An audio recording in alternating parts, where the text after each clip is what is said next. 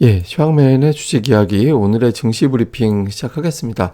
오늘 시장이 제법 강하게 올라갔는데, 이제 몇 가지 긍정적인 재료가 있었죠. 우선 미국에서 금리가 올라가는 속도가 좀 둔해진 거. 그러니까 최근에 가파르게 올라갔는데, 이번 주 요일별로 보면, 이제 우리 기준으로 볼 때 이제 수목금인데, 어쨌든 금리 상승 속도가 날짜를 지나갈수록 조금씩 완만해졌거든요. 그래서 금리 상승이 좀 둔해지는 거 아니냐. 그리고 이제 메리 데일리라는 사람이 금리 인상과 대차대조표의 변화는 전혀 다른 차원의 이야기다. 그래서 금리 정상화가 어느 정도 된 다음에나 대차대조표에 손을 대는 게 맞다. 이런 어떤 의견을 얘기를 했거든요. 그래서 금리 상승 속도가 좀 둔해지면서 이 재료 때문에 이번 주에 좀 고전했던 거잖아요. 그러니까 이 부분이 좀 시장을 올리는 그런 역할을 좀 했고요. 그 다음에 이제 오늘 미증시에서 또 러셀 2000 지수가 올라갔잖아요. 이게 이제 중소형주죠. 우리나라로 치면. 그러니까 중소형주 지수인데 오늘 3대 지수 빠졌지만 이게 올라간 게 금리 악재 국면에서 좀 벗어난 거 아닌가? 이렇게 보는 거거든요. 보통 큰 어떤 악재가 나올 때 우리 증시하고 러셀 2000 지수하고 좀 동기화되기도 하거든요. 그래서 오늘 3대 지수가 아니라 이제 이게 돌아서면서 시장이 좀 반응해도 되겠다. 이런 안도감을 주는 그런 역할도 좀 일부 했습니다. 그 다음에 이제 삼성전자 실적이 주목을 받을 수밖에 없었죠. 76조 원 매출, 영업이익 13조 8천억, 예상치가 매출 75조 원, 영업이익은 15조 원이었거든요. 그런데 매출 예상보다 더 잘 나왔고 영업이익은 예상보다 좀 덜 나왔는데 영업이익 덜 나온 거에 대해서는 그냥 그럴만하다. 이제 상여금 지급이 아마 1조 훌쩍 넘어갈 겁니다. 그리고 이제 공장 가동 차질 빚고 있잖아요. 중국 공장 가동. 이 부분에 대한 비용 처리한 거. 그러니까 이거 감안해 보면 실제 영업이익은 15조 원 넘게 나온 걸로 추정이 되는 거죠. 그래서 성적표 잘 나왔다. 그러니까 잘 나온 거면 그동안에 좀 뭐 주가 하락한 게 실적 대비 좀 오히려 좀 싸게 보이는 그런 상황으로 만들어진 거잖아요. 그러니까 매수가 들어올 수 있는 환경을 만들어줬고요. 그리고 이게 이제 마이크론 테크놀로지 차트인데 마이크론 테크놀로지가 최근에 주가가 안 빠져요. 나스닥이 최근 4일 중에 3일 빠졌잖아요. 근데 마이크론 테크놀로지는 4일 중에 3일 올랐거든요. 그리고 최고치, 종가 기준 최고치하고 오늘 종가하고 별로 차이가 안 납니다. 그러니까 미국에서 반도체가 저렇게 좋은데 삼성전자, 하이닉스는 너무 쓸데없이 빠졌던 거 아닌가? 그렇게 좀 싸게 보이는 그런 인식이 좀 나오면서 이것도 역시 이제 지수가 올라가는 그런 역할을 좀 했던 것 같습니다. 차트로는 역시 2900포인트 되게 중요했는데 2900까지 가지 않고 그 아래에서 올렸다. 다만 아쉬운 건 조금 더 용감하게 올라가서 5일선까지 좀 회복을 해줬어야 되는데 이게 안 되죠. 근데 여기서 만약에 그러니까 월요일로 하고 다음 주 초에 좀 추가적으로 올라간다라면 이제 코스피는 조금 더 탄력이 붙을 수도 있습니다. 근데 이제 일단 오늘은 기술적 반등, 5일선 돌파를 못했기 때문에 추세 반전을 논하기엔 좀 이르고 기술적 반등 정도 나온 거다 이렇게 보면 되겠고요. 오늘 중요한 건 이제 코스닥이었는데 60주선 굉장히 중요했잖아요. 제가 어제 따로 이거는 차트 보여드리면서 60주선이 이번 어떤 코로나 국면에서 회복되고 나서부터 한 번도 깬 적이 없다. 이번에 어제 종가로 깼기 때문에 이게 이제 987 정도인가 아마 그랬을 거예요. 그래서 근데 이것까지 넘어가는지 여부가 상당히 중요하다라고 말씀을 드렸는데 오늘 넉넉하게 올려버렸죠. 그래서 기존의 패턴을 깰 정도의 악재 상황은 아니었구나. 그러니까 투자자들이 이렇게 인식을 했던 것 같습니다. 굉장히 다행스러운 대목이었고요. 그러니까 수급에서는 외국인들이 양시장 매수했고 선물도 들어오고 다음에 이제 옵션도 콜 사고 풋 팔고 되게 좋았습니다. 그래서 외국인들도 들어왔고 금융투자는 오늘 매도가 좀 많았어요. 사실 외국인들이 선물을 사면 반대 포지션 금융투자가 쥐면서 현물은 매수 들어오고 이런 구조가 돼야 되는데 보여지는 것보다 금융투자의 매도가 조금 더 많이 나왔다라고도 볼 수 있거든요. 그런데 누적으로 보면 이제 12월부터 들어왔던 순매수는 다 털었습니다. 이제 오히려 매도로 바뀌었어요. 그래서 아마 물론 이제 11월부터 걸로 치면 뭐 한 1, 2조 원 정도 조금 더 남았을 것 같긴 한데 일단 매도 피크는 지나간 걸로 봐서 다음 주 중에 아마 하루 이틀 정도라도 금융투자가 매수하는 것도 아마 볼 수 있게 되지 않을까 보여지고요.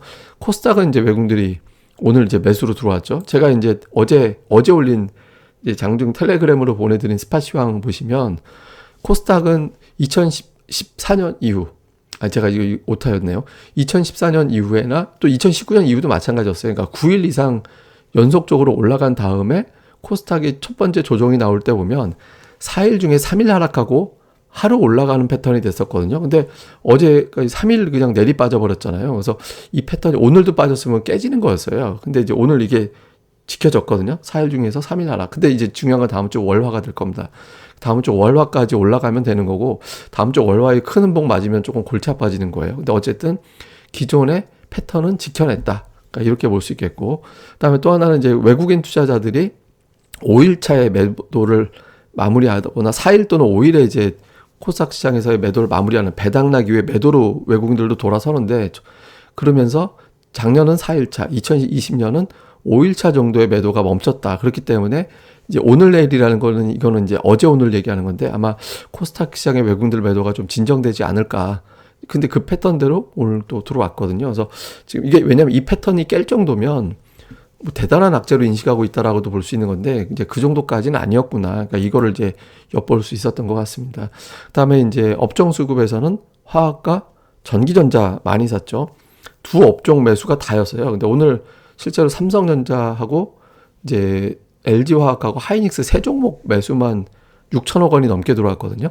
그러니까 그 종목들이 다였어요. 그 다음 순위가 순매수 금액이 정말 별로 없었거든요. 그래서 이제 대단히 특정 종목에 집중이 됐다. 이제 이렇게 볼 수 있겠고, 기관 같은 경우는 이제 화학업종 매수 들어오고, 운수 장비 매수 들어오고, 투신권은 이제 전기전자 들어왔는데, 금융투자가 오늘 외국인들 대량 선물 매수할 때도 매수가 안 들어왔거든요. 그러니까 매도가 기계적으로 나올 매도가 있는 대로 다 일단 털고 보는 거예요. 그래서 아마 근데 다음 주 이거 오버해서 좀 턴 거 봐서는 다음 주에 좀 돌아설 수도 있겠다라는 이제 생각은 드는 것 같습니다.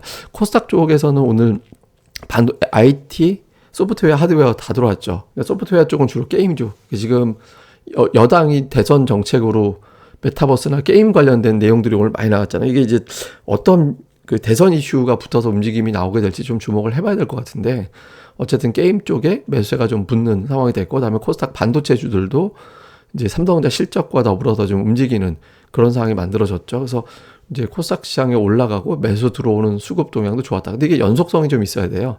계속 들락거리기만 해서 최근에 연속성 있게 밀고 올라가는지 이것도 좀 체크를 해봐야 될 것 같습니다. 그래서 이제 이후에 이제 이슈 포인트로 넘어가서 삼성전자가 실적 공개를 했고, 요게 이제 선물 시장까지 과연 움직여 줄 거냐. 삼성전자를 더 이상 밑으로 때려낼 수 없다. 이런 정서가 되면 선물 매수 들어오고, 또 선물 매수 들어오면 공매도 세력들이 또 쇼커버 들어오면서 주가가 올라가는 상황이 만들어질 수 있거든요. 그래서 오늘 이 삼성전자의 실적이 하나의 계기가 되고, 보통 이제 삼성전자 실적 발표에 맞춰서 나오기 시작하는 매물도 있거든요, 원래. 그러니까 그 매도를 잡아먹고 끌어올릴 정도의 센 매수가 들어오면 선물 세력들까지 들어올 수 있거든요. 오늘 선물 매수가 잡히긴 했지만 신규 매수가 아니었어요. 기존 매도 청산이었지. 신규 매수 세력이 들어오면 지수가 좀 세게 올라갈 수 있는데, 매도 청산 쪽이다 보니까 올라가기가 5일선도 오늘 회복 못하고 끝났잖아요. 좀 어중간했거든요. 그래서 다음 주에 좀 외국인들의 선물 수급까지 뒤집어 주느냐, 요게 좀 필요하고요.